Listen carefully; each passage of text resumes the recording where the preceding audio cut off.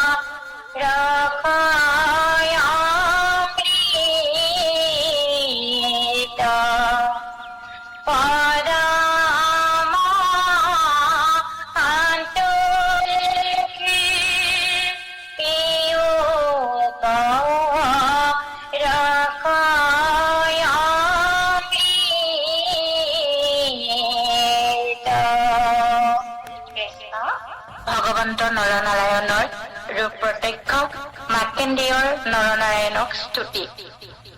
কৃষ্ণ নিগদতি সুত শুনা কথা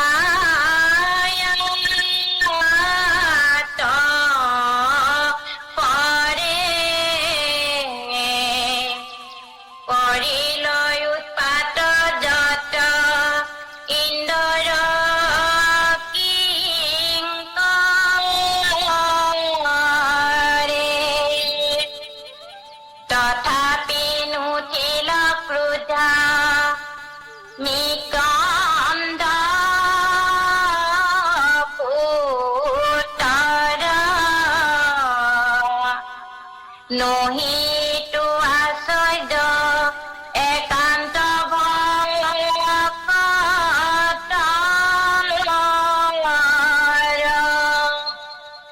কৃষ্ণ চৰণত চিত্ত নিবেশি সাক্ষাৎ নকৰিলা ভগবংগ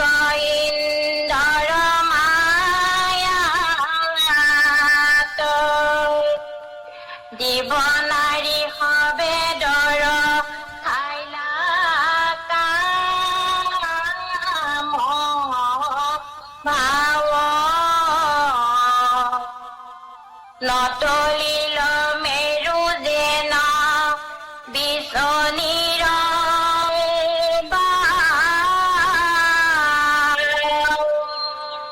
কৃষ্ণই হয় হয় কৃষ্ণ কৃষ্ণ পুনৰ সমস্ত জনৰ চৰণলৈ সেৱাভাগ জনাইছো। কৃষ্ণ ভগৱন্তৰ হৃদয়ত ঠিক লৈ যেনেদৰে কোৱাব আমি তেনেদৰে আগবাঢ়িবলৈ চেষ্টা কৰিছো। বাপাই সমস্ত আৰু আজি ভাগৱত শাস্ত্ৰভাগী অতি সুন্দৰকৈ পাঠ আৰম্ভ কৰিছে আমাৰ পৰম শ্ৰদ্ধাৰ পল্লৱী আইগৰাকী। পল্লৱী আইগৰাকীৰ মাতটোৱে ইমান সুন্দৰ, গতিকে পাঠো সুন্দৰ হৈছে বা আইৰ। আমি আইৰ চৰণলৈ সেৱা ভাগ জনাইছো। কৃষ্ণ কৃষ্ণ কৃষ্ণ।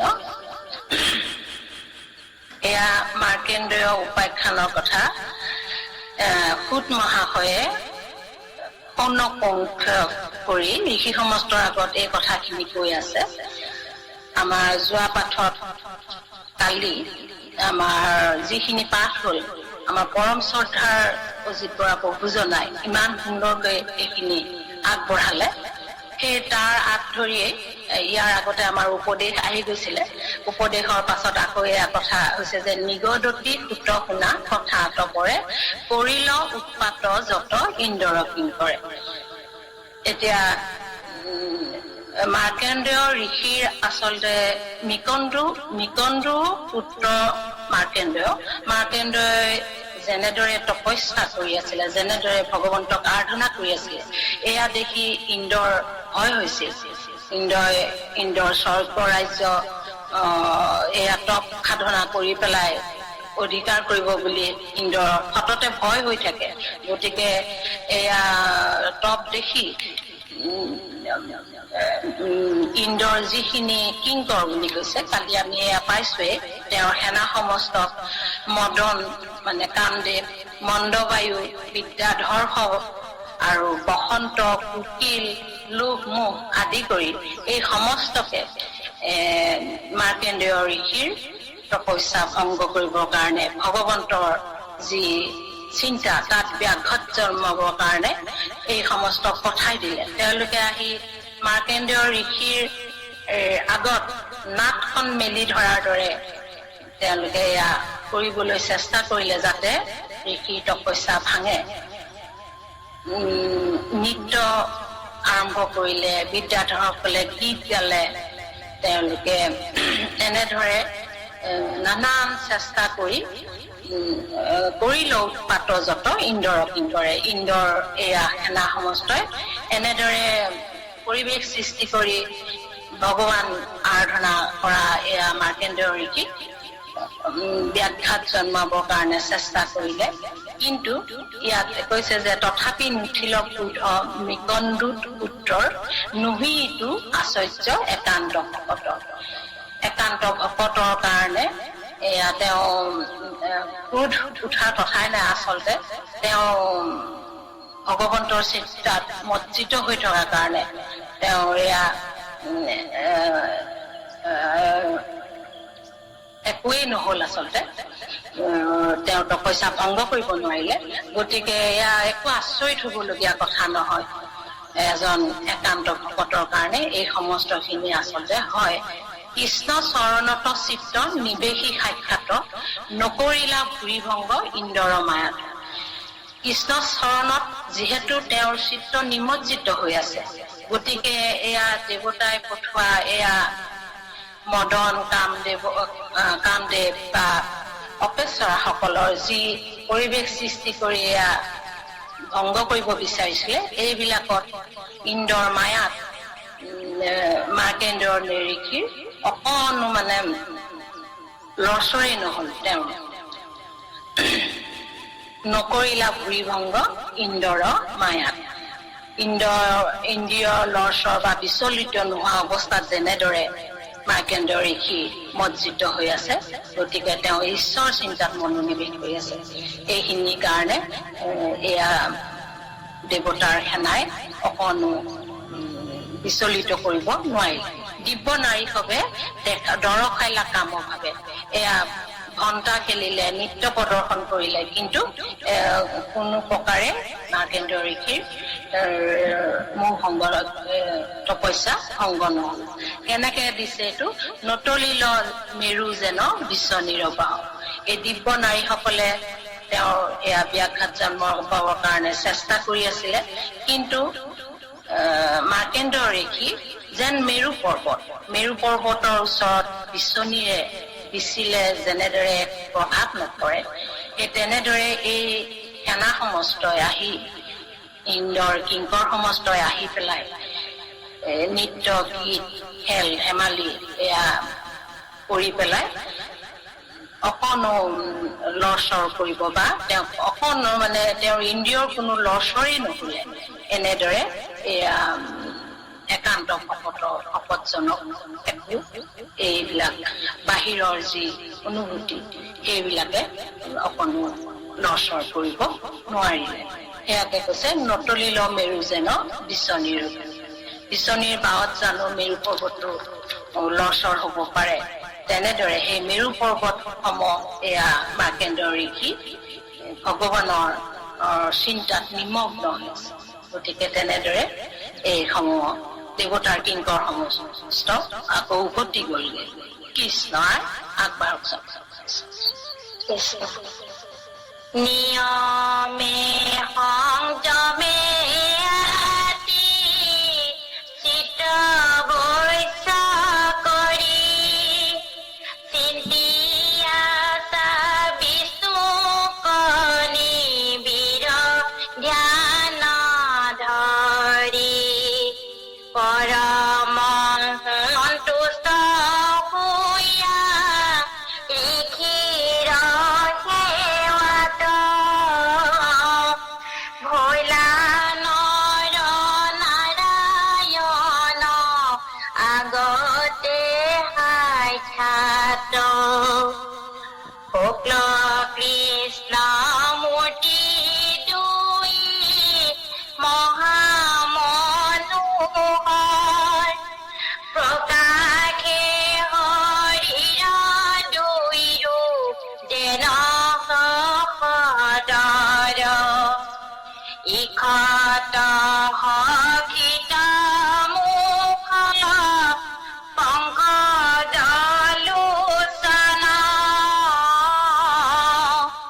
দৰ্শনে হয়ে মহা পাতক মোচন। কৃষ্ণ কৃষ্ণ কৃষ্ণ এয়া নিয়মে সংযমে আতি চিত্ত বৈশ্য কৰি এই যোগী সমস্তই এয়া সাধনা কৰাৰ যি পদ্ধতি নিয়ম সংযমে চিত্ত নিয়ন্ত্ৰণ চিত্তত ভগৱন্তক চিন্তা কৰিবৰ কাৰণে তেওঁলোকে ইন্দ্ৰিয়সমূহ নিয়ন্ত্ৰণ কৰি ভগৱন্তৰ চিন্তাত নিমজ্জিত হয়। আচলতে চিন্তি আছা বিষ্ণুক নিবিড় ধ্যান কৰি তেওঁলোকে মাৰ্কেন্দ্ৰ ঋষিয়ে ধ্যানত চিত্তত ভগৱন্তক একান্তভাৱে ধ্যান কৰি আছে। এনেদৰে আমি পায়ে আহিছো আগত এয়া 6 মনন্তৰ থকাৰ কথাটো আৰু 10 কোটি বছৰ 10 কোটি হাজাৰ বছৰ এয়া মাৰ্কেন্দ্ৰ ঋষিয়ে তপস্যা কৰি থকাৰ কথাটো পাই আহিছো আমি। আৰু সেই তেনেদৰে ভগৱন্তৰ চিন্তাত অনবৰতে ঋষি নিমগ্ন হৈ থাকে আৰু এয়া ভগৱন্তৰ চিন্তাত এনেদৰে ভগৱন্তক চিন্তা কৰি ভকতি কৰি থকা ভগৱন্তক সন্তুষ্ট হল। এবাৰ পৰম সন্তুষ্ট হোৱা ঋষিৰ সেৱাত ঋষিয়ে যেনেদৰে ভগৱন্তৰ প্ৰতি সেৱা আগবঢ়াইছে সেয়াত ভগৱন্তক সন্তুষ্ট হৈ ভৈলা নৰ নাৰায়ণক আগতে সাক্ষাৎ হয়। নৰনাৰায়ণ ভগৱন্ত এয়া ঋষিৰ সন্মুখত উপস্থিত হৈছিল। শুক্ল কৃষ্ণমূৰ্তি দুই মহামনোহৰ এয়া কৃষ্ণমূৰ্তি তেওঁলোকৰ যি এতিয়া ৰূপ এয়া ভগৱন্তৰ নৰনাৰায়ণ ভগৱন্তৰ যি ৰূপ এয়া কথা কৈছে। এয়া ভগৱন্ত শুক্ল বগা কৃষ্ণমূৰ্তি দুই মহামনোহৰ নৰ আৰু নাৰায়ণ দুইজন অতি সুন্দৰ। আমি ভগৱন্তৰ ৰূপৰ কথা আচলতে সুন্দৰে, গতিকে এয়া কিন্তু ইয়াত বগা বুলি কৈছে। বগা কৃষ্ণমূৰ্তি দুই মহামনোহৰ প্ৰকাশে বদন দুইৰো যেন শকতৰ। চন্দ্ৰৰ দৰে তেওঁলোকৰ শৰীৰ বদন প্ৰকাশমান হৈ আছে। ঈশত হসিত মুখ পংকজলোচন আৰু ভগৱন্তৰ মুখত অকমান মিচিকীয়া হাঁহি এটা অনবৰতে লাগি থাকে আৰু তেওঁৰ চকুজুৰি কমল লোচন পদুমৰ পাহিৰ দৰে দৰ্শনে হৈ মহাপাতকংশ। এয়া ভগৱন্তৰ দৰ্শন হোৱাৰ লগে লগে মহাপাতক যিমানবোৰ আছে সমস্তখিনি নাশ হৈ যায়। এনেকুৱা ভগৱন্তৰ ৰূপখিনি এতিয়া বৰ্ণনা কৰিছে। এই ৰূপ লৈ মাৰ্কেন্দ্ৰীয় ঋষিৰ সন্মুখত ভগৱন্ত নৰ নাৰায়ণ দুয়োজন আহি উপস্থিত হৈছে। কৃষ্ণই আৰু টুকুৰা কৃষ্ণ চাৰো চতুৰ্ভুজ জয়ৰু বলিত সুতন কৃষ্ণ হাৰ চৰ্ম শৰীৰত পৰিধান দণ্ড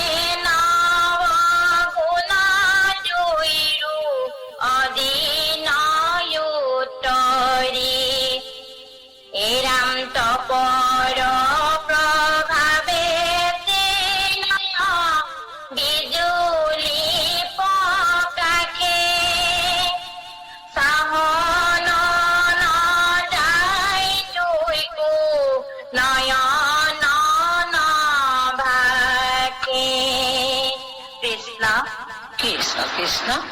এয়া ভগৱন্তৰ ৰূপৰ কথা কৈছে। চাৰু চতুৰ্ভুজ দুইৰো বলিত সমান। চাৰি ভুজা নৰ আৰু নাৰায়ণ দুয়োজন চাৰি বাহু চাৰিখন হাতেৰে তেওঁলোকৰ বৈ পৰা বলিত চাৰিওখন হাত বৈ পৰা আৰু তেওঁলোকে কৃষ্ণসাৰ চৰ্ম শৰীৰত পৰিধান। এবিধ মৃগৰ ছাল, কৃষ্ণসাৰ নামৰ এবিধ মৃগৰ ছাল বুলি পাইছো। কৃষ্ণসাৰ এনেকুৱা চৰ্ম নৰনাৰায়ণ ভগৱন্তই শৰীৰত পৰিধান কৰিছে আৰু হাতত দণ্ড, কমণ্ডলু, অক্ষমালা মানে ৰুদ্ৰাক্ষৰ মালা আৰু কুশ এবিধ পবিত্ৰ বন বুলি কোৱা হৈছে। এইখিনি ভগৱন্তই ধাৰণ কৰি আছে চতুৰ্ভুজত। আৰু কান্ধে হাতে ধৰি আছা দুয়ো পৰম, এই দুইজন পৰম পুৰুষে এয়া এনেদৰে দণ্ড, কমণ্ডলু আৰু অক্ষমালা কুশ এনেদৰে ধাৰণ কৰি আছে। বান্ধিছা মেখেলা অতি ততত আৱৰি আৰু কঁকালত মেখেলা অকমান কঁকালৰ বস্ত্ৰভাগ টান কৰি পেটিৰ নিচিনাকে এভাগ অলংকাৰ এই তেনেকুৱাকে নৰনাৰায়ণ ভগৱন্তই এয়া পৰিধান কৰি আছে। কান্ধে নৱগুণ দুইৰো অজিন উত্তৰি আৰু কান্ধত নৱগুণ লৈছে। যজ্ঞ সূত্ৰ 9ডাল সূতাৰে মেৰিয়াই তৈয়াৰ কৰা হয় এইভাগ নৱগুণ বুলি কৈছে। আৰু অজিন উত্তৰি পহুৰ ছালৰ পৰা তৈয়াৰ কৰা এয়া উত্তৰি এই সমূহ এয়া নৰনাৰায়ণ ভগৱন্তই পৰিধান কৰা বুলি আমাৰ আগত কৈছে। তপৰ প্ৰভাৱে যেন বিজুলী প্ৰকাশে চাহন নজাই দুইকো নয়ন নভাগে। আমি পাইছোৱে নৰনাৰায়ণ, আমি এয়া চতুৰ্বিংশতি অৱতাৰ কীৰ্তনতো পাইছো। ভৈলা আৰু অৱতাৰৰ নৰনাৰায়ণ কৰিলা দুষ্কৰ তপ চিত্তৰ শোধন। এয়া নৰনাৰায়ণ ভগৱন্তই আমি এনেকুৱা দুষ্কৰ তপ কৰাৰ কথা পাইছো। আৰু একাদশতো এয়া নৰনাৰায়ণৰ যি তপ, এয়া তপ দেখিও নৰনাৰায়ণৰ তপ দেখিও ইন্দ্ৰই ভয় খাইছিলে, যিটো কাৰণে তপস্যা ভংগ কৰিবলৈ আকৌ এয়া মদনকে ধৰি সমস্তকে পঠিয়াইছিলে। এয়া দুষ্কৰ তপ কৰিছিলে। এয়া তপৰ প্ৰভাৱত নৰনাৰায়ণ দুইজন ভগৱন্ত উজ্জ্বল হৈ আছে। প্ৰকাশমান হৈ আছে, উজ্জ্বলিত হৈ আছে চেহেৰা। চাহন নজায় দুইকো নয়ন নগাত, চাবই নোৱাৰে ইমান জ্যোতিষ্মান শৰীৰৰ তেওঁলোকৰ জ্যোতি, চকুৰে চাবই নোৱাৰি, চকু চাট মাৰি ধৰাৰ নিচিনা। চাহন নজায় দুইকো নয়ন নগাত, চকুৰে চাব নোৱাৰি, ইমান তপৰ প্ৰভাৱত তেওঁলোকৰ শৰীৰৰ জ্যোতিষ্মান হৈ আছে। এনেদৰে আমি নৰ আৰু নাৰায়ণ দুইজনৰে ৰূপৰ এয়া কথা আমাৰ আগত গুৰুজনাই আগবঢ়াইছে। কৃষ্ণ পল্লৱীয়াই কৃষ্ণ মায়া খেৰ যন্ত্ৰ যিটো ইটো ত্ৰিজগত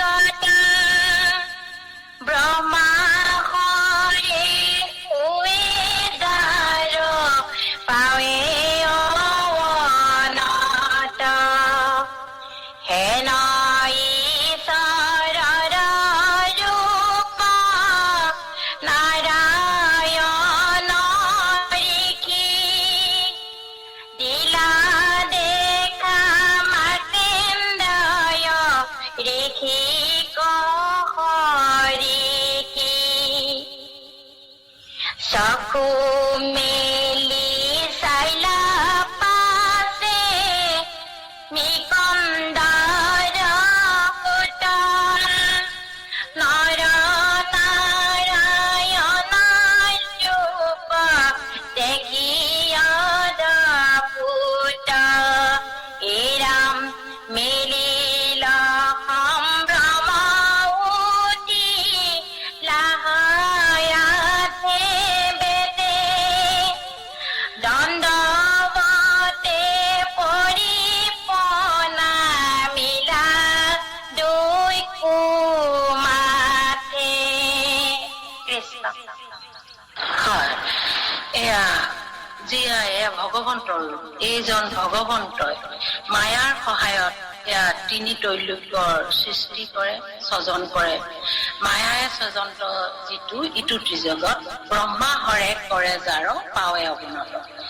এয়া মায়াৰ সহায় লৈ ভগৱন্তই এই ত্ৰিতৈলোক্য সৃষ্টি কৰে, যাৰ পাৱত ব্ৰহ্মাকে ধৰি ব্ৰহ্মা শিৱ অৱনত হৈ থাকে, সেই নত কৰি থাকে যিজন ঈশ্বৰৰ ওচৰত, সেইজন ভগৱন্ত। হেন ঈশ্বৰৰ ৰূপ নাৰায়ণ ঋষি দিলা দেখা মাৰ্কেণ্ডয় ঋষি ঋষি, সেইজন ভগৱন্ত এনেকুৱা এটা ৰূপ লৈ এই ৰূপেৰে মাৰ্কেণ্ডয় ঋষিৰ ওচৰত দৰ্শন দিলেহি। হেন ঈশ্বৰৰ ৰূপ নাৰায়ণ ঋষি দিলা দেখা মাৰ্কেণ্ডয় ঋষি, চক্ষু মেলি চাইলা পাছে মিকন্দুৰ পুত নৰনাৰায়ণ ৰূপ দেখি অদভূত। এতিয়া মিকন্দু পুত্ৰ মাৰ্কেণ্ডয় যি ভগৱন্তক চিন্তা কৰিলে, তেওঁ সমস্ত ইন্দ্ৰিয় নিয়ন্ত্ৰণ কৰি চিত্তত ভগৱন্তক লৈ ভগৱন্তৰ চিন্তাত আছিলে। তেওঁ এতিয়া ভগৱন্ত যেতিয়া সাক্ষাৎ হলি মাৰ্কেণ্ডয় ঋষিৰ আগত, তেওঁ চকু মেলি চালে, চাওঁতে ভগৱন্তৰ ইমান মনোমোহা ৰূপ দেখি তেওঁ অদ্ভুত আচৰিত হল, নৰনাৰায়ণৰ ৰূপ দেখি আচৰিত হল। মিলিল সম্ভ্ৰম উঠিলাহা আঠে বেঠে, তেওঁ গভীৰ শ্ৰদ্ধা প্ৰকাশ কৰি উঠিলে। তেওঁ তপস্যাত বহিহে আছিলে, গতিকে উঠি লৰালৈকে আঠে বেঠে সমাদৰ কৰি অতি শ্ৰদ্ধা ভাৱেৰে ভগৱন্তক তেওঁ উঠি দণ্ডৱতে পৰি প্ৰণামিলা নমাই নাহে। আৰু তেওঁ লাঠি এডাল পেলালে যেনেকুৱা অৱস্থা তেনেকুৱা দণ্ডৰ নিচিনাকে ভগৱন্তৰ চৰণত তেওঁ তেওঁ মূৰেৰে চুই সেয়া সেৱা কৰি ভগৱন্তৰ দৰ্শন হল। আৰু ভগৱন্তৰ ৰূপ দেখি ইমানেই আচৰিত আৰু তেওঁ গভীৰ শ্ৰদ্ধাৰে ভগৱন্তলৈ এয়া সেৱা জনাইছে। কৃষ্ণ মহাদৰে পৰি আসি ক্ষণ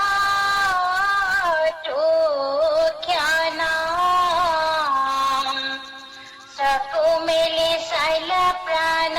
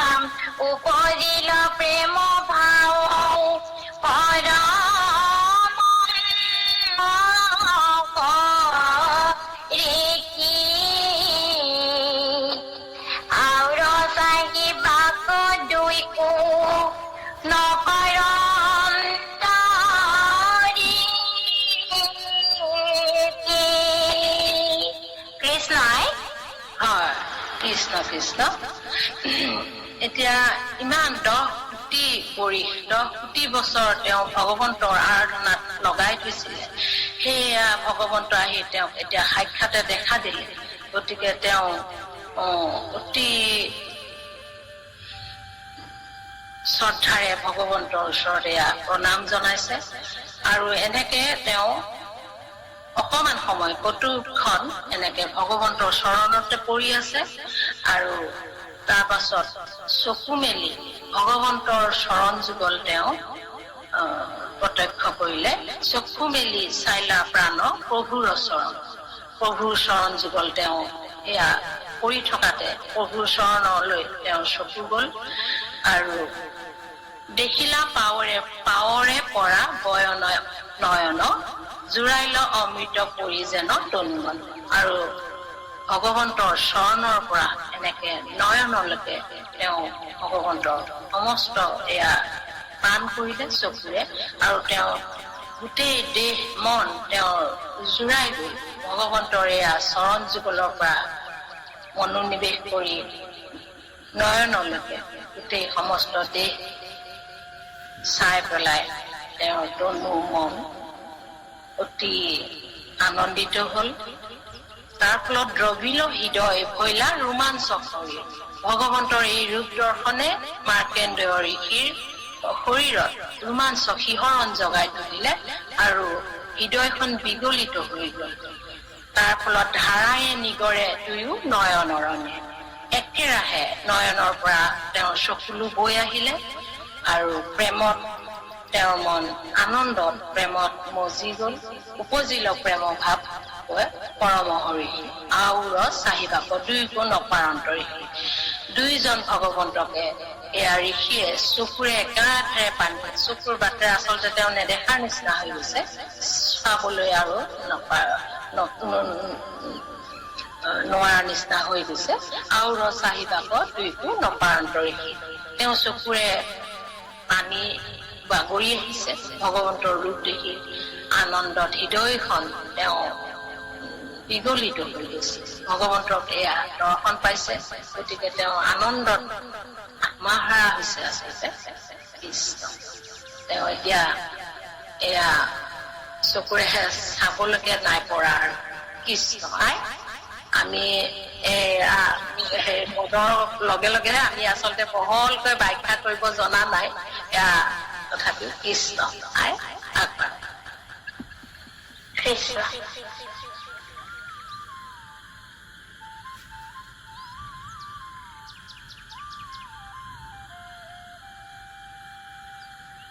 কৃষ্ণ আগবাঢ় পল্লৱী ভাৱ লৈলা পাদু টক দুয়ো পখালিয়া পাদ্য অৰ্ঘ নৈবেদ্য চন্দনা পুষ্পে গন্ধে অৰ্চিলা চৰণ দুয়ো অনেক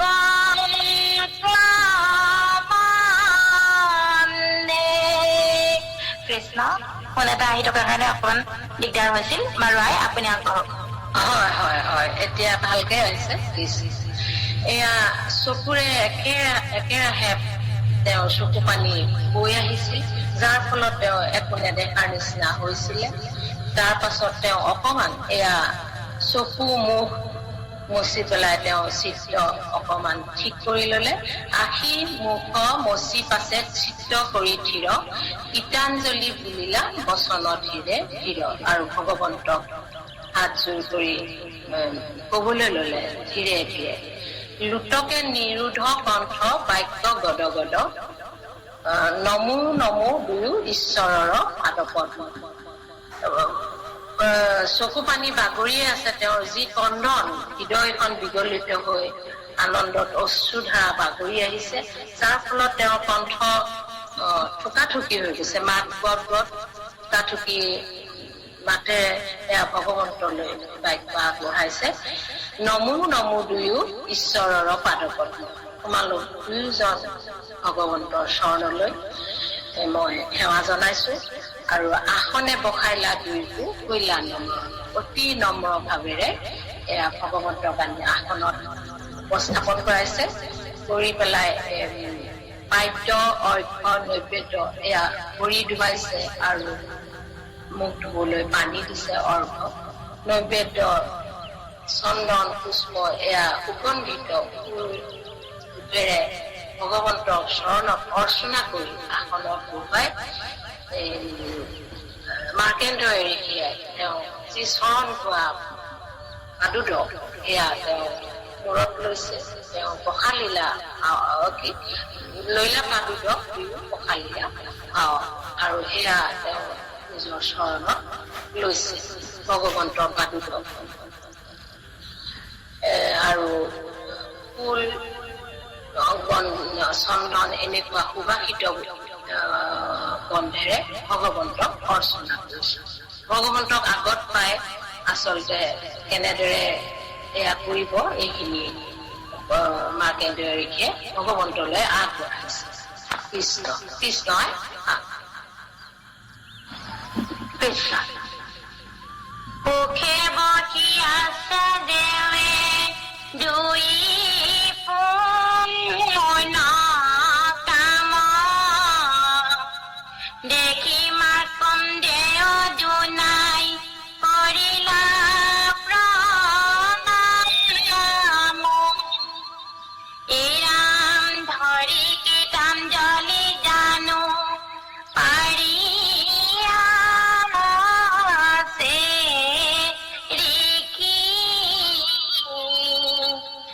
অৱনত তুতি বুলিলা হৰি কৰো তুতি কিমতে তুমি নিজয়ায়ো তোমাৰে কৃপাতে সন্তৰে প্ৰাণ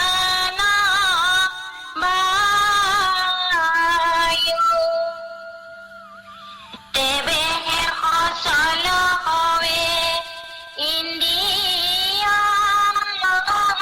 জতে মুখতো বচন যজাই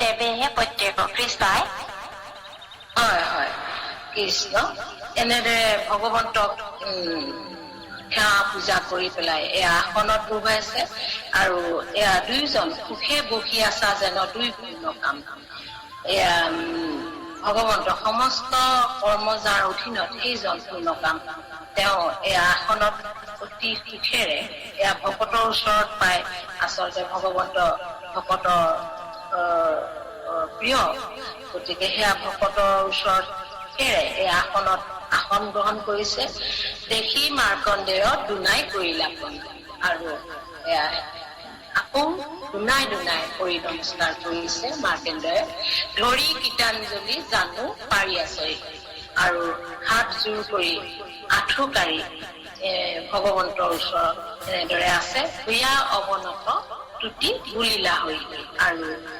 তেওঁ ভগৱন্তক এতিয়া অৱনত তেওঁ অলপ ক্ষীৰ নত কৰি ভগৱন্তৰ চৰণলৈ প্ৰাৰ্থনা জনাইছে এই বুলি যে কৰো তুতি কিমতে তুমিহে নিজ আয়ু তোমাৰেহে কৃপাতে সঞ্চৰে প্ৰাণ তোমাক এতিয়া মই কিদৰে তুতি কৰিম তুমিয়ে আমাৰ এয়া নিজ আচলতে তুমিয়ে মোৰ প্ৰাণ বায়ু তুমিয়ে আয়ু আচলতে তোমাৰ কৃপাতে সঞ্চৰে প্ৰাণ বায়ু সমস্ত জগতৰ এয়া জীৱ সমষ্টি তোমাৰ কৃপাতে প্ৰাণ বায়ু তুমি এয়া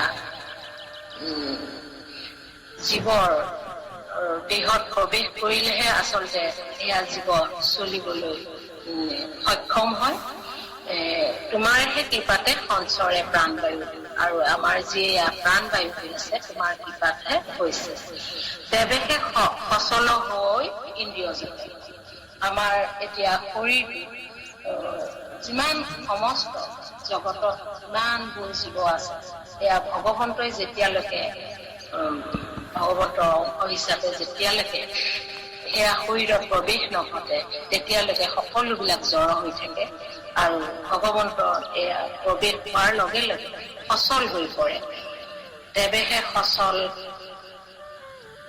হৈবে ইন্দ্ৰিয় জতেক তোমাৰ অনুপস্থিতিৰে তোমাৰ উপস্থিতিতহে ইন্দ্ৰিয়সমূহ সচল হৈ পৰে আৰু মুখতো বচন বজাই দেৱেহে আৰু সকলোৱে তেতিয়াহে কথা ক'ব পাৰে তোমাৰ কৃপাতহে আচলতে সমস্ত এয়া জীৱই লৰচৰ কৰিব পাৰে কথা ক'ব পাৰে তোমাৰ কৃপাতেহে আমি এয়া উশাহ নিশাহ লৈ আছো তুমিহে আমাৰ আয়ুষ শক্তি বুলি এয়া মাৰ্কেণ্ডৰীকে প্ৰাৰ্থনা তুতি কৰিবলৈ লৈছে কৃষ্ণই কৃষ্ণ আচুক সামান্য প্ৰাণী তাৰ শুন কথা ব্ৰহ্মা মহেশ্বৰ প্ৰভু হেনয়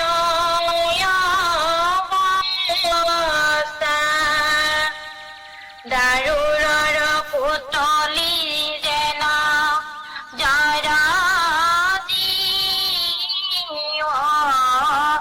আমি যেন নচুৱাই পুৰা তুমি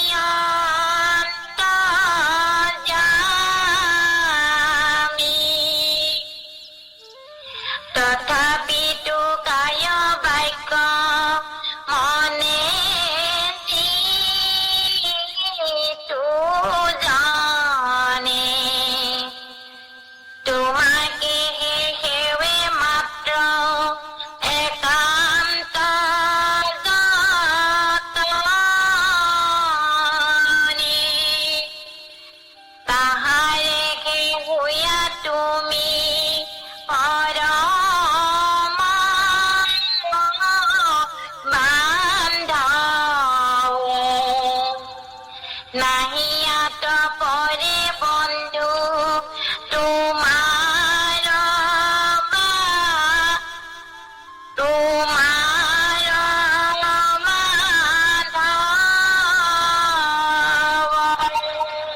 কৃষ্ণ হয় এতিয়া এয়া সমস্ত জগতৰ যিমান প্ৰাণী আছে আচুক সামান্য প্ৰাণীৰ পৰা সকলোৰে এইটোৱে অৱস্থা তুমি কৃপা কৰিলেহে আমি সমস্ত চলা ক্ৰিয়া কৰিব পাৰো উশাহ ল'ব পাৰো কথা ক'ব পাৰো গতিকে এই সামান্য প্ৰাণীৰ কি কথা আনকি ব্ৰহ্মা মহেশ্বৰো প্ৰভু হেনয় অৱস্থা ব্ৰহ্মা আদি কৰি যত জীৱ সকলো ভগৱন্তৰ কৃপাতহে এয়া চৈতন্য শক্তি লাভ কৰে এনে সমস্ত জড় ভগৱন্তৰ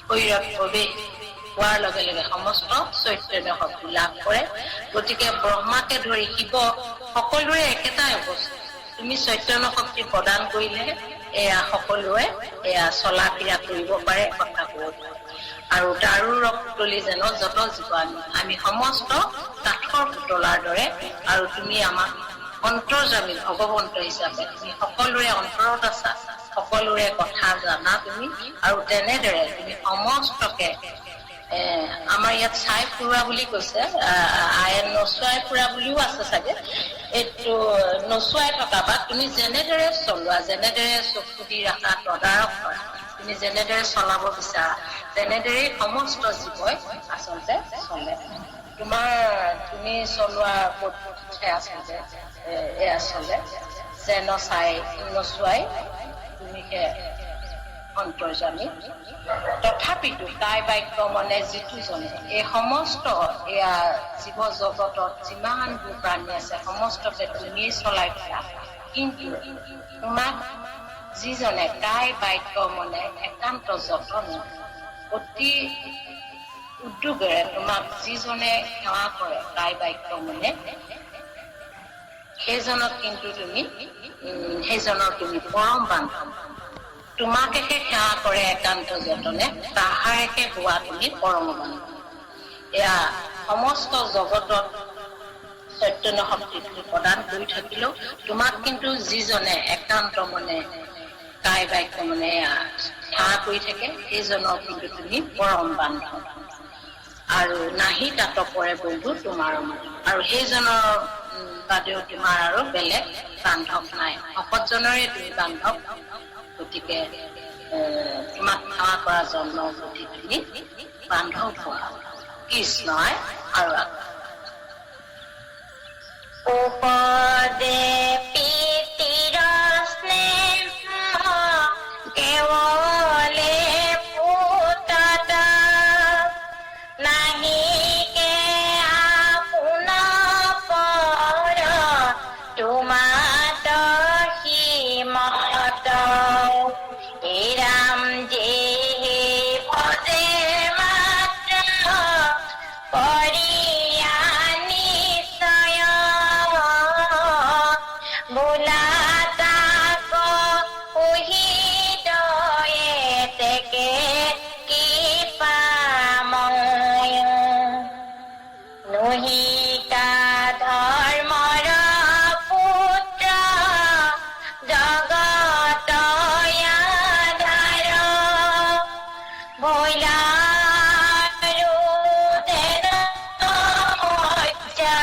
কুৰ্ময় অৱতাৰ তলুই কৰৈ কাৰহেতু তোমাৰ উদয় দিবা মুখ্য লোকৰ খন্দিয়া দুখ ভয়। কৃষ্ণ। হয় কৃষ্ণ। এতিয়া এভাগ কৈছে কথা, উপজয় পিতৃৰ স্নেহ কেৱলে পুত্ৰ। এতিয়া পিতৃ নিজৰ মাক দেউতাকে নিজৰ ল'ৰা ছোৱালীৰ প্ৰতিহে স্নেহ কৰে।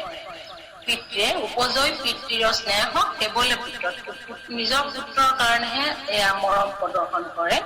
কিন্তু নাহিকে আপোন পৰ তোমাৰ সীমত, কিন্তু তোমাৰ তেনেকুৱা কোনো আপোন পৰ নাই। যে সেই মতে ভজে কৰিয়া নিশ্চয় বোলা তাক সুহৃদ এতেকে কৃপাময়। সেইজন যিজনে তোমাক ভজে যেনে তেনে, যে সেই মতে ভজে যেনেদৰে তোমাক ভজে যেনেকুৱাকে ভজক, কিন্তু তুমি সেইজনৰ প্ৰতি তুমি তোমাৰ সেইজন সুহৃদ হয়, তোমাৰ একে হৃদয়ৰ নিচিনাকে তুমি সেইজনক গ্ৰহণ কৰা। যে সেই মতে ভজে কৰিয়া নিশ্চয় বোলা তাক সুহৃদ এতেকে, সেইজনক তুমি সুহৃদ বুলি লোৱা। এইখিনি কথা আচলতে মাৰ্কেন্দ্ৰয় ঋষিয়ে স্তুতি কৰি আছে ভগৱন্তৰ গুণ বখানি আছে ভগৱন্তৰ কথাটো। আৰু কৈছে যে নহিকা ধৰ্মৰ পুত্ৰ জগতৰ আধাৰ। তুমি আচলতে ধৰ্মৰ পুত্ৰ নোহোৱা, এয়া আমি জানো। নৰনাৰায়ণ এয়া দক্ষ আৰু প্ৰসূতিৰ যি 16গৰাকী কন্যা, তাৰে 13গৰাকী ধৰ্ম বিবাহ কৰাইছিল। সেই 13গৰাকীৰ এগৰাকীৰ নাম হৈছে মূৰ্তি। সেয়া ধৰ্ম আৰু মূৰ্তিৰ সন্তান হিচাপে ভগৱন্তৰ অৱতাৰ হয় নৰনাৰায়ণ। এইটোকে কৈছে নহিকা ধৰ্মৰ পুত্ৰ জগতৰ আধাৰ। তুমি কিন্তু জগতৰ আধাৰ, তুমি ধৰ্মৰ পুত্ৰ নোহোৱা। আচলতে তুমি সমস্ত জগতৰ আধাৰ। কৰিলা আনো যেন মৎস্য পূৰ্ণ অৱতাৰ। তুমি এয়া অৱতাৰহে হৈছা, যেনেকে মৎস্যৰ অৱতাৰ কুৰ্মৰ অৱতাৰ, তেনেকে তুমি এয়া ধৰ্মৰ ঘৰত আহি নৰনাৰায়ণ অৱতাৰ লৈছাহি, কিন্তু তুমি সমস্ত জগতৰ আধাৰ আছা। তৈলোকৰ ৰক্ষাৰ হেতু তোমাৰ উদয়, তিব্বা মুখ্য লোকৰ সন্ধিয়া দুখ। আৰু এয়া তৈলোকৰ যি ৰক্ষাৰ কাৰণে, মানে সন্তক পালন দুষ্ট দমন, ইয়াৰ কাৰণে আচলতে ভগৱন্তৰ অৱতাৰসমূহ হয়। এই অৱতাৰ তুমি ধাৰণ কৰা তৈলোকৰ ৰক্ষাৰ্থে, আৰু তুমি মুখ্য প্ৰদান কৰো। তুমি সমস্ত জীৱৰ তোমাক যিজনে একান্ত মনে শৰণ কাই বাক্য মানে লয় সেই সমস্তৰে তুমি দুখ ভয় খণ্ডন কৰি সমস্তকে তুমি মুখ্য দিয়া এইবুলি মাৰ্কেণ্ডেয় ঋষিয়ে ভগৱন্ত নৰনাৰায়ণৰ চৰণত পৰি প্ৰাৰ্থনা কৰি আছে কৃষ্ণই কৃষ্ণ যত সৃষ্টি পলয়তো মাত অন্তে মিলে যেন জাল পাতি আমা কৰে দুনাই দিলে জানিলো তুমি হিতু জগত কাৰণ তোমাৰে ভজতিতে পখিয়া শৰণ এহি শৰণক যিটো কৰিলে আশ্ৰয় তাকে হেনো চুৱে কৰ্ম ফল কাল ভয় বেদতাত পৰ্যদানে যত মহামুনি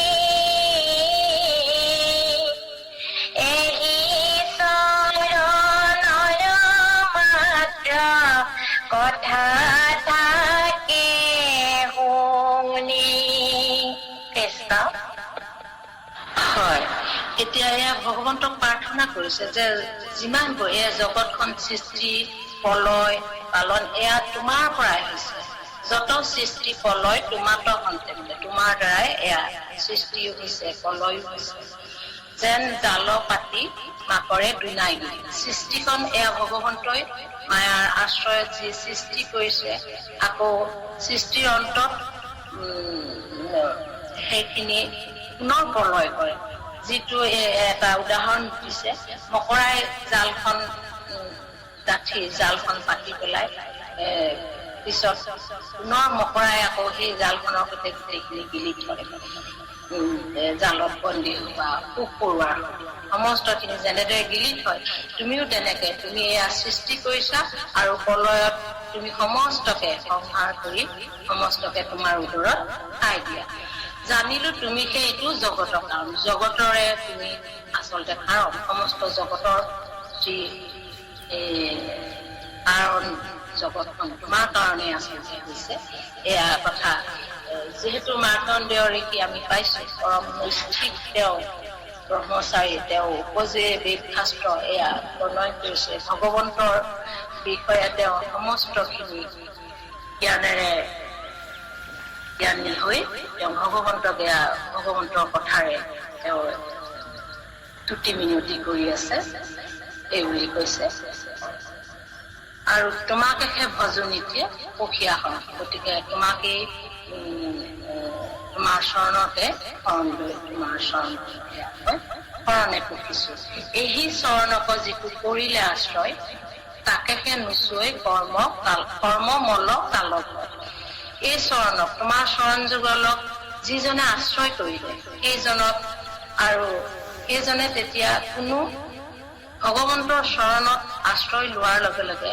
আমাৰ যিকোনো আসক্তিযুক্ত কৰ্মৰ পৰা আমি আঁতৰি থাকো আচলতে ভগৱন্তৰ চৰণ তাত মনোনিৱেশ কৰিলে এই আসক্তিযুক্ত কৰ্মসমূহৰ পৰা আঁতৰি থকাৰ ফলত আমাৰ কোনো কৰ্ম মল সৃষ্টি নহয় যাৰ ফলত আমাৰ আকৌ পুনৰ জন্ম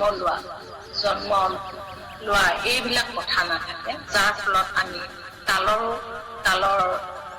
অধীনলৈ আহিবলগীয়া নহয় ভয়ৰ অধীনলৈ আহিবলগীয়া নহয় ভগৱন্তৰ চৰণ যুগল আশ্ৰয় কৰিলে এই সমস্তখিনি নোহোৱা হয় তাকেহে নোচোৱে এহি চৰণক যিটো কৰিলে আশ্ৰয় তাকেহে নোচোৱে কৰ্ম মল কাল হয় এই সমস্তই এইজনক আৰু নোচোৱে আৰু গতিকে বেদৰ তাৎপৰ্য জানে যত মহামুনি এহি চৰণৰ মাত্ৰ কথা থাকে বেদৰ তাৎপৰ্য, বেদৰ ৰহস্য কথা, পৰম ভগৱন্তৰ যি মুখৰ কথা, এয়াই হৈছে বেদ। আচলতে ভগৱন্তৰ মুখেৰে যিখিনি কথা কোৱা হৈছে, ভগৱন্তই ব্ৰহ্মাক কৈছে, উদ্ধৱক কৈছে, নাৰদক কৈছে, এই সমস্তখিনি কথা বেদৰ কথা। ইয়াৰ যি তাৎপৰ্য, এইখিনি কথা যিসকল মহামুনিয়ে জানে, সেইসকলে এয়া বেদৰ তাৎপৰ্যৰ কথাখিনি জানি এয়া ভগৱন্তৰ চৰণ যুগলৰ যি মহিমা কথা, ভগৱন্তৰ যি কথা, সেইখিনিকে অনবৰত শ্ৰৱণ কীৰ্তন কৰি থাকে।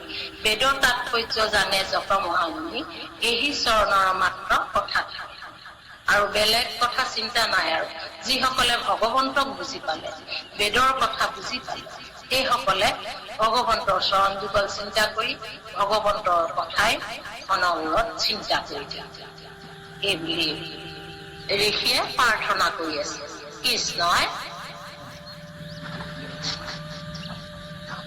আকেহে অৰ্চনা কৰে, আকেহে প্ৰণাম, এহি চৰণৰ মাত্ৰ স্মৰে গুণ নাম, কেনে মতে পাও ইয়াক ইহে পৰমাৰ্থ,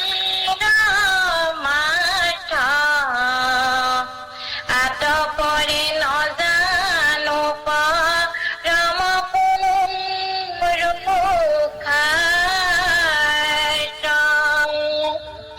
তোমাৰ কথাকে মিলে ব্ৰহ্মাৰো বিঘাত, সত্য লোক প্ৰজন্তে ৰতনে ৰাই হাত, সামান্য প্ৰাণীৰ আৰ কৈব কি বা কথা, কালহৰ্পে মাৰে ডংকি যথা যায় তথা। কৃষ্ণ। হয় হয়, এই দুটামান শব্দ অকমান আমাৰ লগত অমিল হৈ আছে বাৰু, আমি এনেকে কৰি দিছো। আকেহে অৰ্চনা কৰে, আকেহে প্ৰণাম। এয়া যিসকল মহামুনিয়ে বেদৰ তাৎপৰ্য বুজি পায়, সেইসকলে এইজন ভগৱন্তৰ চৰণতহে অৰ্চনা কৰে, সেইজনকে প্ৰণাম কৰে। আকেহে অৰ্চনা কৰে, আকাশে প্ৰণাম, এই চৰণৰ মাত্ৰ স্মৰৈ গুণনাম। সেইজন ভগৱন্তৰ চৰণ অনবৰতে চিন্তা কৰে আৰু তেওঁৰ যি গুণ কৰ্ম নাম, এই সমস্তকে স্মৰণ কৰি থাকে। এই চৰণৰ মাত্ৰ স্মৰৈ গুণনাম, আৰু তেওঁৰ সেইজন ভগৱন্তৰ গুণ নামখিনি শ্ৰৱণ কীৰ্তন কৰি থাকে। যিসকল মহামুনিয়ে বেদৰ আচল কথাটো বুজি পালে, ভগৱন্তৰ যি মুখৰ কথা, সেইখিনি কথা এয়া পৰম জ্ঞানীসকলে, মহামুনিসকলে ভগৱন্তৰ গুণ নাম শ্ৰৱণ কীৰ্তন বা স্মৰণ কৰি থাকে। যেন মতে পাওঁ আকৌ ইহে পৰমাৰ্থ, আতপৰে নজানো অপৰ পুৰুষাৰ্থ বুলি আছে আমাৰ, পৰম পুৰুষাৰ্থ আমাৰ ইয়াত অপৰ বুলি আছে। আৰু এতিয়া মাৰ্কেণ্ডৰ ঋষিয়ে কৈছে, এই মহামুনিসকলে যেনেদৰে তোমাৰ চৰণত প্ৰণাম কৰি থাকে, তোমাৰ গুণ নাম স্মৰণ কৰি থাকে, এই কথাটোহে যাতে মই পাওঁ, এই পৰমাৰ্থ তত্ত্বটোকে যাতে মোৰো হওক, মোৰো এই পৰমাৰ্থ যেন লাভ কৰিব পাৰো, এই বুলি মাৰ্কেণ্ডৰ ঋষিয়ে ভগৱন্তক অতি মিনতি জনাইছে। যেন মতে পাওঁ আকৌ ইহে পৰমাৰ্থ, আতপৰে নজানো অপৰ পুৰুষাৰ্থ। আৰু বেলেগ মোৰ পুৰুষাৰ্থ দৰকাৰ নাই, আৰু তোমাৰ চৰণ চিন্তা কৰি থাকিবলৈ, তোমাক স্মৰণ কৰি থাকিবলৈ, এই পৰমাৰ্থ তত্ত্বটো মই পালেই হ'ল বুলি ভগৱন্তক প্ৰাৰ্থনা জনাইছে। আকৌ কৈছে, তোমাৰো কটাক্ষে মিলে ব্ৰহ্মাৰো বিঘাত। তোমাৰ অকমান বেকা দৃষ্টি পৰিলে ব্ৰহ্মাৰো অঘটন ঘটে, সত্য লোক পৰ্যন্ত কালৰ নেৰাই হাত। এতিয়া আমি 14 ভুৱনৰ কোনো এখন ঠাইতে আচলতে এয়া কালৰ পৰা হাত এৰাব নোৱাৰে সকলোৰে ব্ৰহ্মাকে ধৰি সমস্ত জীৱৰ মৃত্যু আছে কালৰ হাত খাইবলৈ উপায় নাই সত্যলোক পৰ্যন্ত কালৰ নেৰাই সামান্য প্ৰাণীৰ আৰু কৈবো কিবা কথা কাল সৰ্পে ডংকি মাৰৈ যায় যথাৰ্থ এতিয়া সামান্য প্ৰাণীৰ কথানো কি কম এয়া সত্যলোক পৰ্যন্ত এই ব্ৰহ্মাকে আদি কৰি সমস্ত কালৰ হাতত তেওঁলোক পৰাস্ত হ'বলগীয়া হয় কালৰ হাতত তেওঁলোকে কালে তেওঁলোকক আচলতে মৃত্যু হয় সমস্ত এইখিনি কথা মাৰ্কেণ্ডৰ ঋষিয়ে ভগৱন্তক তুতি মিনতি কৰিছে যে তুমি পৰম ঈশ্বৰ তুমি জগতৰ আধাৰ সমস্ত জগতৰ তুমি আধাৰ তুমি মূল এই বুলি ভগৱন্তৰ চৰণলৈ সেৱা জনাই তুতি প্ৰাৰ্থনা কৰি আছে আৰু অকমান কৰিব চাগে আছে আৰু অকমান আই আগবাঢ়ক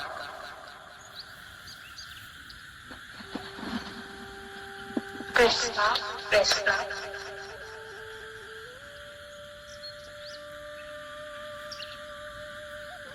তুমি মুখ্য মতিৰে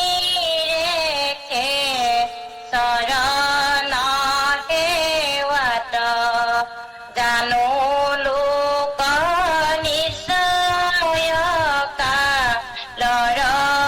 লৰাই হাত জগত উদ্ধাৰে তোমাৰে সেৱা স্বামী আতপৰে কুশল নজানো আৰু আমি মিছা দেহে গেহে কৰে পৰময়া কুল আকৌ এৰি বদিলো তোমাৰ পাদ মূল তুমি স্বৰূপ ভৱে মায়া পথ প্ৰাণ প্ৰভু আমাৰ পুৰিও মনোৰথ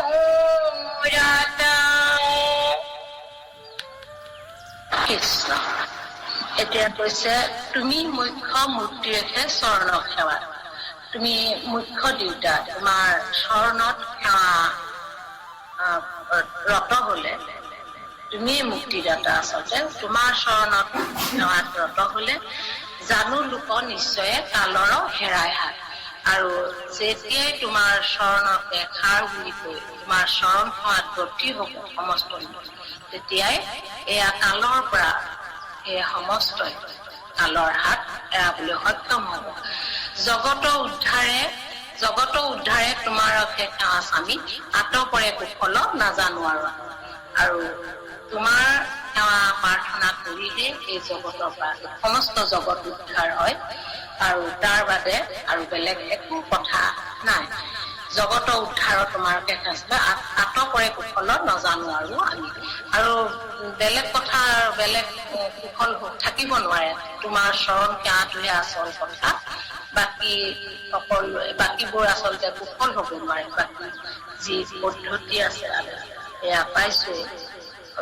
ভগৱন্তৰ প্ৰকৃতিৰ বাদে আৰু একো কথাই কুশল হ'ব নোৱাৰে এই বুলি মাৰ্কেণ্ডৰ ঋষিয়ে ভগৱন্তৰ চৰণলৈ প্ৰাৰ্থনা জনাইছে আকৌ কৈছে মিছা দেহে গেহে কৰি পৰমা কুল আৰু আমাৰ এয়া যিমান আচলতে সমস্ত এয়া মায়াৰে সৃষ্টি আমাৰ এয়া শৰীৰটো মায়াই আছে সমস্ত এইবোৰৰ প্ৰতি আমি আকুল হৈ থাকো এয়া মিছা শৰীৰটোৰ কাৰণে আমি আচলতে ইয়াৰ সুখৰ কাৰণে আমি চিন্তা কৰি থাকো পৰম আকুলিত হৈ থাকো এই শৰীৰৰ আমি সুখৰ কাৰণে নানানটা কাম কৰিবলৈ আমি সুখৰ কাৰণে আমি চেষ্টা কৰি থাকো গতিকে আকৌ এৰি ভজিলো তোমাৰ পাদমূলত গতিকে সেই ভগৱন্ত এয়া শৰীৰৰ যি সুখ দুখৰ কথা এইবিলাক কথা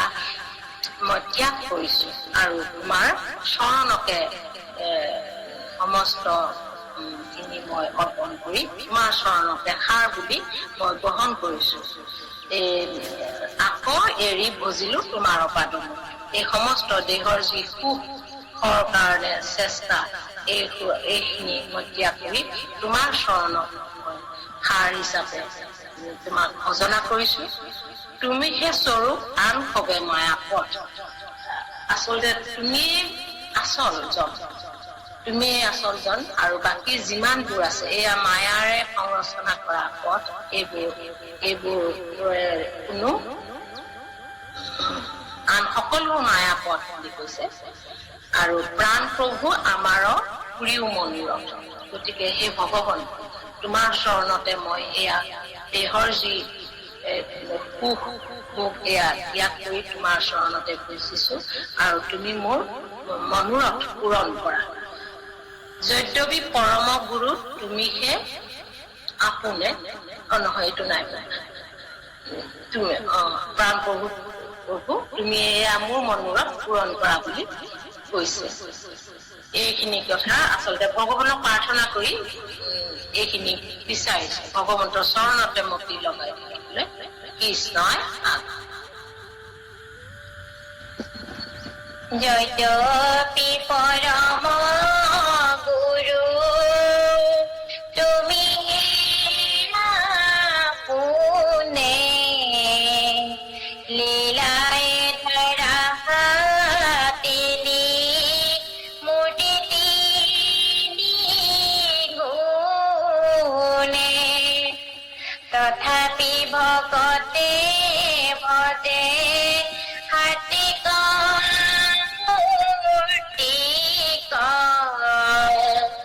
গুছে দুখ মিলে সুখ মুখ্যটো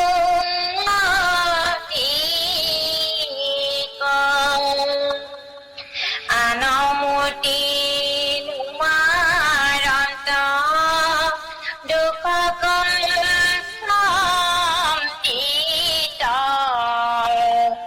কৰন্ত নিষ্ঠ চিত্ৰ দেখিলে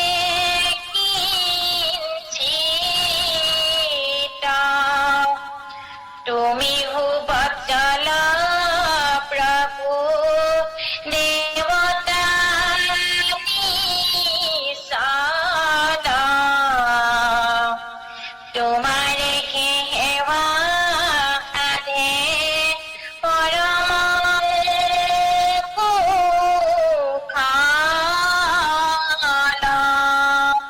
কৃষ্ণই কৃষ্ণ কৃষ্ণ। এয়া যদ্যপি পৰম গুৰু তুমিহে আপোনে, এয়া ভগৱন্তক কৈছে তুমি পৰম গুৰু। আচলতে লীলাই ধৰা তিনি মূৰ্তি তিনি গুণে, এয়া আমি প্ৰথম স্কন্ধত এয়া পাইছোৱে। এয়া ভগৱন্তক এয়া মংগলাচৰণত আমি পাইছো। জয় জয় কৃষ্ণ কৃপাময় মহস্বৰ, যাৰ আজ্ঞা শিৰে বহে ব্ৰহ্মা হৰি হৰ। এয়া ভগৱন্তই তিনি গুণে এইটো কৈছে তুমি পৰম গুৰু, কিন্তু তুমি এয়া সৃষ্টি প্ৰৱৰ্তাবৰ কাৰণে তুমি লীলায়ে ধৰা তিনি মূৰ্তি তিনি গুণে। তুমি সতগুণত বিষ্ণু, ৰজগুণত ব্ৰহ্মা আৰু তমগুণত শিৱ, এয়া তিনি মূৰ্তি তুমি লীলায়ে ধাৰণ কৰিছা। গুচৈ দুখ মিলৈ সুখ মুখ্যটো অধিক। এয়া তুমি তথাপি ভকতে ভজে সাত্বিক মূৰ্তিত্ব আৰু গুচৈ দুখ মিলে সুখ মুখ্যটো অধিক।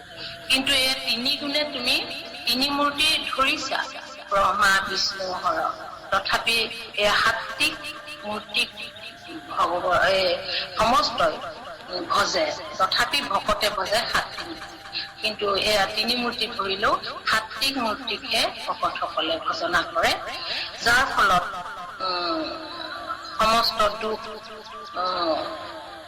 নিবাৰণ হয় আৰু সুখ, যিটো সুখ মুক্তিতকৈও অধিক সুখ, যি ভগৱন্তৰ ভকতি কৰাৰ যি অমিয়া, এয়া সুখ লাভ হয় এয়া তোমাক ভজনা কৰি তুমি 3 গুণে 3 মূৰ্তি কৈছা তথাপিও সাত্বিক জনতহে ভকতে ভজনা কৰে আৰু এয়া আমি আচলতে জানোৱেই 3জন যিহেতু কোনজন শ্ৰেষ্ঠ এই বুলি যেতিয়া বিপুৰীকে প্ৰমাণ কৰিছিলেগে এইখিনি কথা আমি জানোৱেই আৰু সেই অনুপাতে ভগৱন্ত বিষ্ণু সাত্বিক হিচাপে এজন দেৱতাকে সেই ভগৱন্ত হিচাপে ভগৱন্তৰ সাত্বিক নীতিক ভকতে ভজনা কৰে যাৰ ফলত সমস্তৰে দুখসমূহ নিবাৰণ হয় আৰু মুকুতিতকৈ অমীয়া সুখ মুকুতি লাভ হয় এইবুলি মাৰ্কণ্ডেয়ীয়ে তুতি প্ৰাৰ্থনা কৰিয়ে আছে কৃষ্ণই ঈশ্বৰৰ ৰূপ বুলি আনকুণ্ড মানে নাৰায়ণ মূৰ্তিক ভকতে প্ৰিয় মানে যাহাক ভজিলে বৈকুণ্ঠত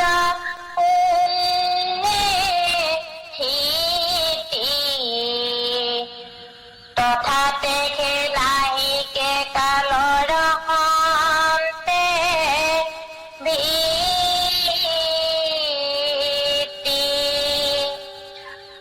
লোকৰ ভিতৰ সন্তু তথাপি বিশেষ কদাচিতো তাত নাহি কালৰ বেশ আছে যদি বুদ্ধবাণী পুৰ তথাপিতো আত্মা সুখ তাতেহে প্ৰচুৰ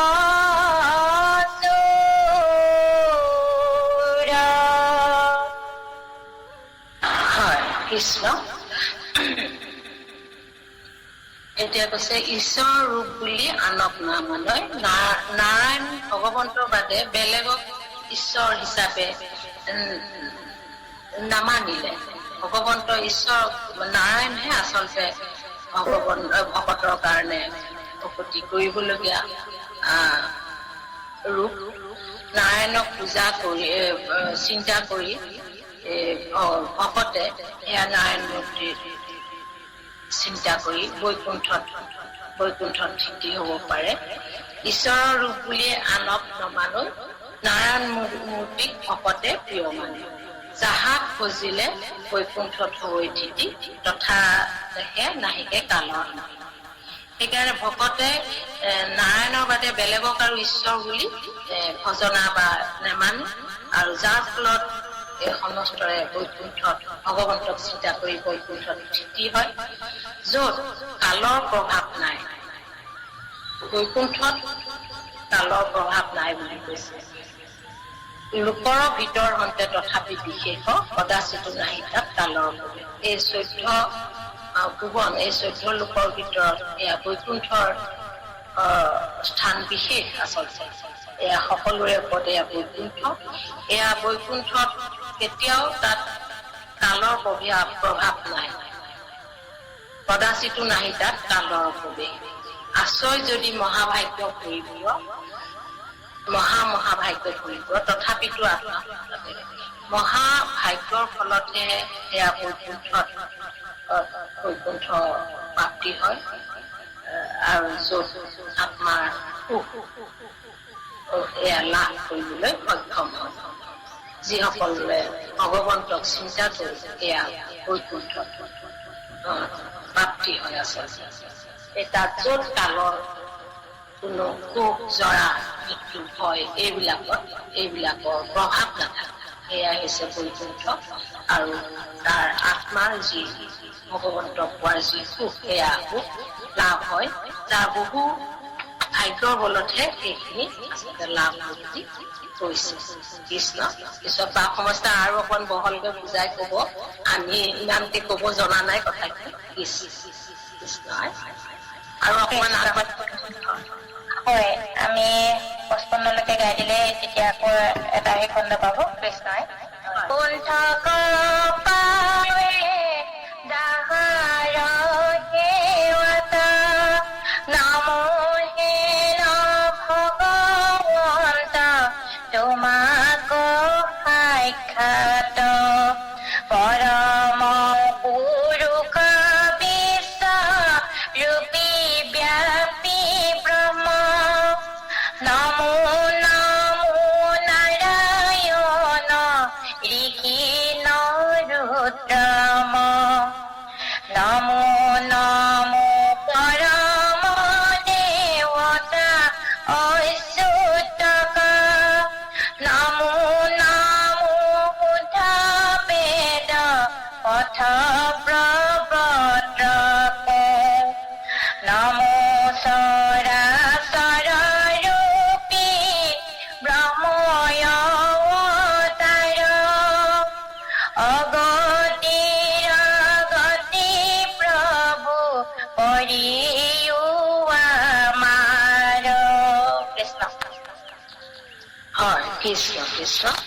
এয়া মাৰ্কেন্দ্ৰীয় ঋষিয়ে ভগৱন্তক তুতি প্ৰাৰ্থনাই কৰি আছে যে এই ভগৱন্তৰ সেৱা কৰি বৈকুণ্ঠ প্ৰাপ্তি হয়।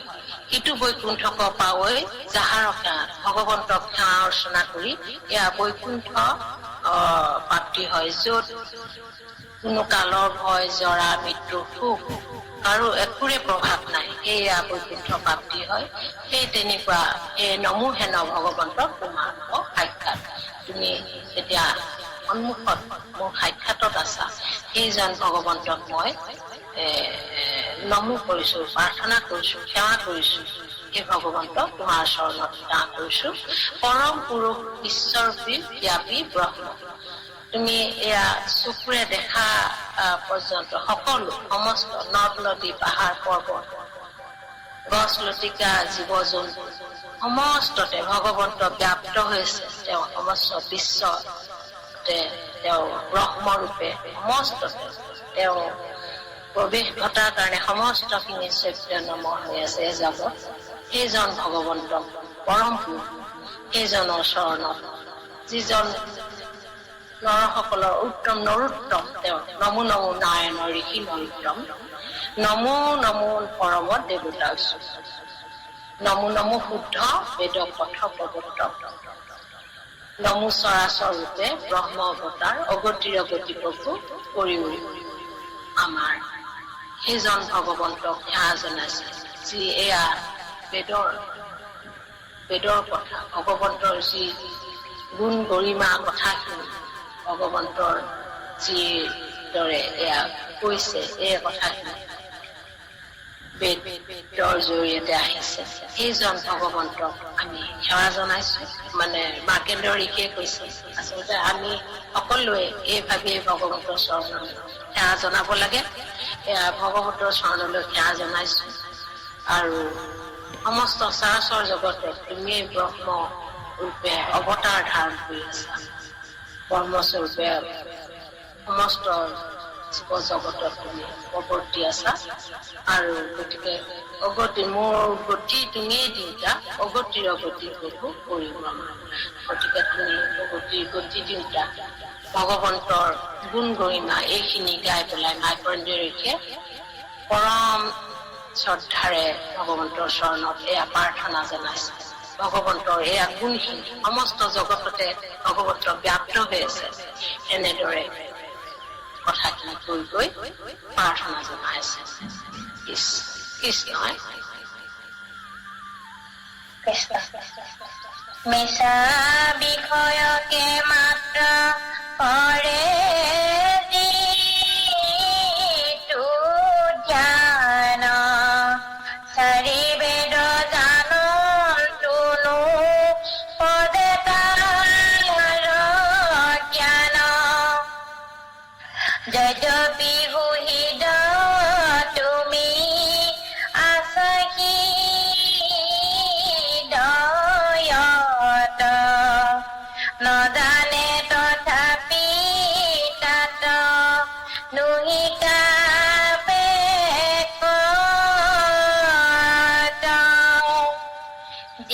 বেদে তোমাক কহে তাকে নিতে প্ৰখে তথাপি অজ্ঞান তাৰ নিতে নিতে চৰে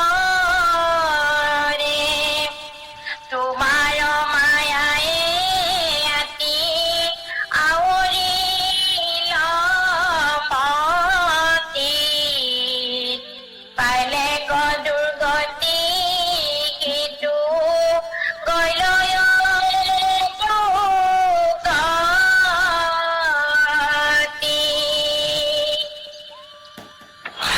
কৃষ্ণ এয়া কৈছে, হে ভগৱন্ত, তোমাৰ চৰণতে তোমাৰ গতি আমাৰ, গতিকে তুমি প্ৰভু গতি দিয়া।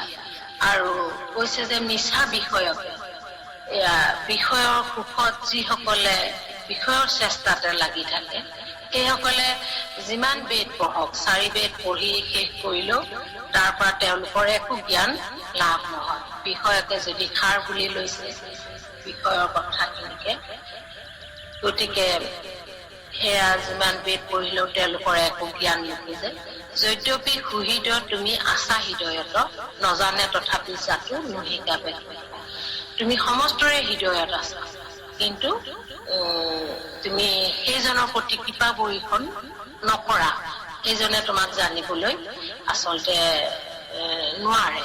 তুমি কৃপা কৰিলে তোমাক জানিবলৈ সক্ষম হয় আচলতে। এয়া কথা আমি পাইছিলো। কিয়নো সমস্তই তেতিয়াহ'লে ভগৱন্তক চিনি নাপায়, এইবুলি প্ৰাচীন বুঢ়ীয়ে যেতিয়া সুধিছিলে নাৰদৰ আগত, তেতিয়া কৈছিলে, প্ৰাচীন বুঢ়ীৰ আগে কৈলানিষ্ঠ কৰি যাক যি কালত অনুগ্ৰহ কৰে হৰি, তেবে সিটো লৌকিক বৈদিক কৰ্ম পথে পৰম নৈষ্ঠিক মতি তেজীবা। ভগৱন্তই কৃপা কৰাৰ ফলতহে এয়া বিষয় বাসনা যুক্ত কৰ্মৰ পৰা আঁতৰ হৈ তেওঁ ভগৱন্তৰ চিন্তাত নিষ্ঠাবান হ'ব। আচলতে তেওঁ যিমান বেদ পঢ়ক, ভগৱন্তই কৃপা নকৰালৈকে তেওঁ কিন্তু ভগৱন্তৰ চৰণ সেৱা কৰিব নোৱাৰে। কিন্তু তুমি সমস্তৰে হৃদয়ত আছা, কিন্তু সেই হিচাপে তুমি বেকত নোহোৱা সেইজনৰ হৃদয়ত। তোমাক জানিব পৰাকে তুমি বেকত নোহোৱা। নজানে তথাপি জাতো নুশিকাবে। যি বেদে তোমাক পঢ়ে তাকে নিতে পঢ়ে, তথাপি অজ্ঞান তাৰ নিতে নিতে চলে। এই আসক্তিযুক্ত কৰ্ম বিষয় বাসনাত সুখৰ কাৰণে, বিষয়ৰ সুখৰ কাৰণে অনবৰতে লাগি থাকে। সেইসকলে সদায় পঢ়ে। যি বেদে তোমাক পঢ়ে তাকে, যিখন বেদে তোমাকেই প্ৰকাশ কৰিছে সেইখন বেদকে পঢ়ে, কিন্তু তেওঁলোকে সেয়া মায়াৰ কবলত পৰি তেওঁলোকৰ মতিটো আচলতে মোহাচ্ছন্ন কৰি থয়। তোমাক বুজিবলৈ সেয়া মায়াই নিদিয়ে, মায়াই পৰ্দা ৰাখি থয় তোমাক বুজিব নোৱাৰাকে। গতিকে সেইজনৰ যিজনে মায়াৰ কবলত পৰিলে, তোমাক নজানে, বেদ পঢ়িয়ে থাকে, নিতে নিতে বেদ পঢ়ে, কিন্তু তোমাক বুজিবলৈ সক্ষম নহয়। গতিকে সেইজনে মায়াৰ কবলত পৰি তেওঁ দুৰ্গতিয়ে, তেওঁ অধোগতি হয়। তোমাক নজনাৰ ফলত বিষয়যুক্ত, কামনাযুক্ত, আসক্তিযুক্ত কৰ্ম কৰি কৰি তেওঁলোকে বেদ পঢ়িলেও একো লাভ নহয়। পাৰিলে দুৰ্গতি সিটো, কৰিলেও অধোগতি, অধোগতিয়ে হ'ব, এই বুলি কৈছে। আচলতে ভগৱন্তই কৃপা নকৰিলেকে সেয়া কাৰো হৃদয়ত ভগৱন্তৰ প্ৰতি ভাৱ ভক্তি আচলতে উদয় নহয়। ভগৱন্তই কৃপা কৰিলেহে এইখিনি উদয় হ'ব। কৃষ্ণ আমি আৰু দুটা পাছতে আমি সামৰণি দি পেলাব পাৰিম। কৃষ্ণ বেদেহে প্ৰকাশে প্ৰভু তোমাৰ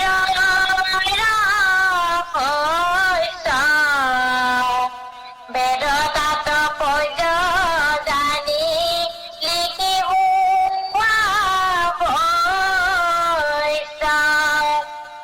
যুগ সাংখ্য চিন্তে যিটো তেজিয়া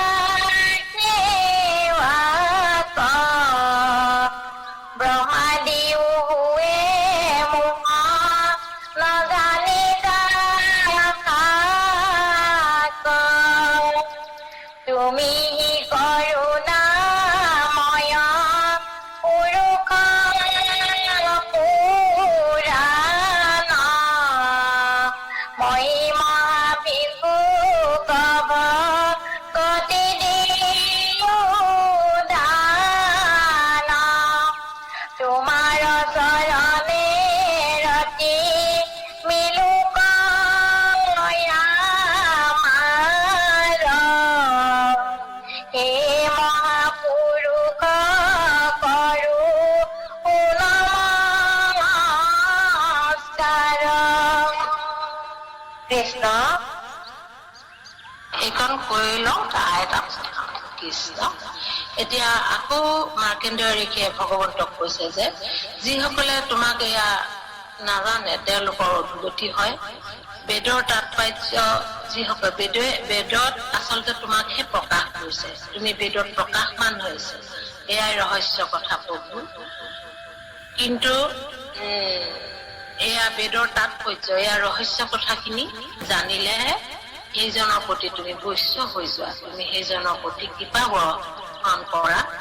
বেদেশে প্ৰকাশে প্ৰভু তোমাৰ ৰহস্য, বেদৰ তাৎপৰ্য জানিলেহে হোৱা বৈশ্য। এয়া যদি বেদৰ তাৎপৰ্য ভগৱন্তৰ মুখৰে কথা, আৰু তাত আছে ভগৱন্তৰ যি গুণ নাম শ্ৰৱণ কীৰ্তন, ভগৱন্তৰ সেৱা, চৰণৰ সেৱা, এই কথাসমূহ আচল ৰহস্য কথা। আচলতে এইখিনি জানিলে তুমি সেইজনৰ প্ৰতি কিবা বৰষুণ কৰা, কিবা বৰবৰষ হোৱা। কিন্তু যোগ সাংখ্য চিন্তই যিটো তেজীয়া সেৱা, কিন্তু যোগ চিন্তা কৰিবা সাংখ্য এই সমস্ত চিন্তা কৰি তোমাৰ চৰণ যদি চিন্তা নকৰে, সেইজন ব্ৰহ্মা দি হলেও কিন্তু তোমাক নাপায় বুলি কৈছে। ব্ৰহ্মা দিও হৈ মোহ নপায়। এয়া তোমাৰ সেৱা বাদ দি এই সংঘত লাগিলে কিন্তু সেইজনেও তোমাক নাপাব। এজন ব্ৰহ্মা হলেও তোমাক সেইজনে লাভ কৰিব নোৱাৰে। তুমি সি কৰোণাময় পুৰুষ পুৰাণ, ময়ী মহাভিক্ষুক ভকতি দুৰ্গান। মই ভিক্ষুক, মই তোমাৰ চৰণত এয়া মই ভকতি প্ৰাৰ্থনা কৰিছো। এই ভগৱন্ত তুমি মোক এইখিনি কৃপা কৰা, তোমাৰ ভকতি কৰিব পাৰো যাতে অনবৰতে, এইখিনি তুমি মোক দান দিয়া। তোমাৰ চৰণতে যদি যাতে অনবৰতে ৰতি হয় আমাৰ মনটো, এইখিনি তুমি মোক কৃপা কৰা। হে প্ৰভু, তোমাক বাৰম্বাৰ নমস্কাৰ কৰিছো, সেৱা জনাইছো কৃষ্ণ প্ৰভু। তুমি যাতে তোমাৰ চৰণৰ ভকতি বৃত্তি ৰতি মনটো অনবৰতে লাগি থাকিবলৈ কৃপা কৰা। আচলতে আমাৰো সেই তেনেকুৱাই হ'ব লাগে, ভগৱন্তৰ চৰণত অনবৰতে মনটো নিৱেশন যদি আমি কৰি থাকিব পাৰো ভগৱন্তৰ চৰণত, এয়া ভকতি এয়া বিচাৰিছে মাৰ্কেন্দ্ৰ ঋষিয়ে, আমালোকে এনেদৰে আগবঢ়াইছে। আৰু ইয়াত এনেদৰে মাৰ্কেন্দ্ৰই ভগৱন্তৰ সন্মুখত দৰ্শন লাভ কৰি ভগৱন্তৰ চৰণলৈ তুতি প্ৰাৰ্থনা কৰিছে, ভগৱন্তৰ গুণ গৰিমা গাই পেলাই। এইখিনি কথা ইয়াত আৰু বহুত বহলকে ক'ব পৰা গ'লহেঁতেন। আমাৰ ভাৱ ভাষা আচলতে তেনেই নগণ্য, আমি আপোনালোকৰ চৰণলৈ তেনেকে আগবঢ়াব পৰা নাই। কৃষ্ণ এনেকে মাৰ্কেন্দ্ৰ ঋষিয়ে ভগৱন্তৰ চৰণলৈ প্ৰাৰ্থনা কৰি সেৱা জনাইছে। কৃষ্ণ আমাৰ ইমানটা সামৰণি হ'ব চাগে।